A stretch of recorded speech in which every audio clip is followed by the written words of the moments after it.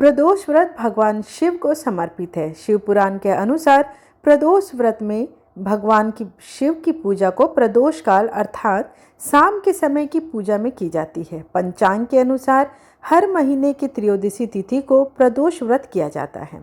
साल 2025 में पौष माह शुक्ल पक्ष की त्रयोदशी तिथि 11 जनवरी शनिवार को है, अर्थात शनिवार के दिन पड़ने के कारण यह शनि प्रदोष व्रत के नाम से भी जाना जाता है। ऐसे में आइए जानते हैं कि साल 2025 में पौष शुक्ल प्रदोष व्रत तिथि, प्रदोष काल का पूजा मुहूर्त, पूजा विधि तथा प्रदोष व्रत के नियम क्या हैं। इस साल 2025 में पौष शुक्ल प्रदोष व्रत 11 जनवरी शनिवार को रखा जाएगा। पूजा का शुभ मुहूर्त होगा सायंकाल 6:15 से रात्रि 8:43 तक।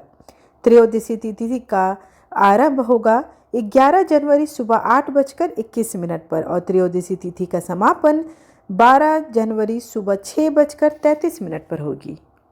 शनि प्रदोष व्रत के दिन के कुछ नियम भी होते हैं जिनका पालन हमें अवश्य करना चाहिए। शनि प्रदोष व्रत के दिन सुबह स्नान कर व्रत रखने का संकल्प लेकर फलाहार करें। शनि प्रदोष के दिन शिव जी को प्रसन्न करने के लिए कच्चे दूध में काला तिल मिलाकर शिवलिंग पर अर्पित करें। इस दिन जरूरतमंदों को क्षमता के अनुसार वस्त्र, अन्न और धन का दान भी करना चाहिए। प्रदोष व्रत के दिन शिव जी की पूजा करनी चाहिए और इस पूजन को प्रदोष काल में करना अति शुभ माना जाता है। प्रदोष व्रत के दिन तामसिक चीज़ों का सेवन बिल्कुल ना करें। हो सके तो प्रदोष व्रत जिस दिन आप करते हैं उसके एक दिन पहले से ही तामसिक चीज़ों का त्याग कर देना चाहिए।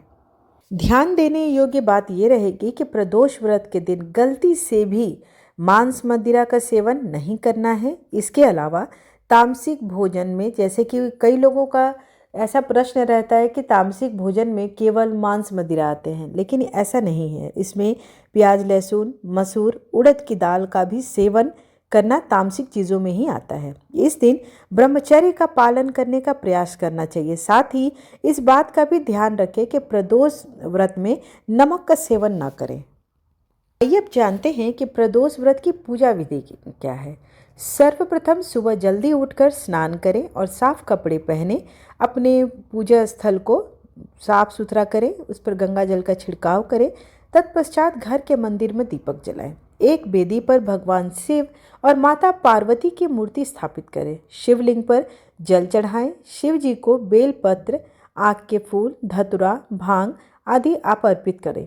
भगवान शिव को भोग में खीर, हलवा, फल, मिठाई और जो भी ऋतु फल उस समय मौजूद हो आप उनका भोग लगाएं। शिव जी के मंत्रों का जाप करें। शिव पुराण या शिव तांडव स्तोत्र का पाठ करना बेहद लाभप्रद माना जाता है। प्रदोष व्रत की कथा को पढ़ें, शिव चालीसा पढ़ें, शिव गौरी समेत सभी देवी देवताओं की आरती करें। पूजा के दौरान हुई अपनी गलतियों के लिए क्षमा याचना अवश्य करें। पूजा के बाद भोग प्रसाद को सभी अपने बंधु बांधवों और परिवार के सदस्यों के साथ बांटकर तब खुद व्रत का पारण शिव प्रसाद के साथ ही करें। आइए अब प्रदोष व्रत की कथा का रसपान करते हैं।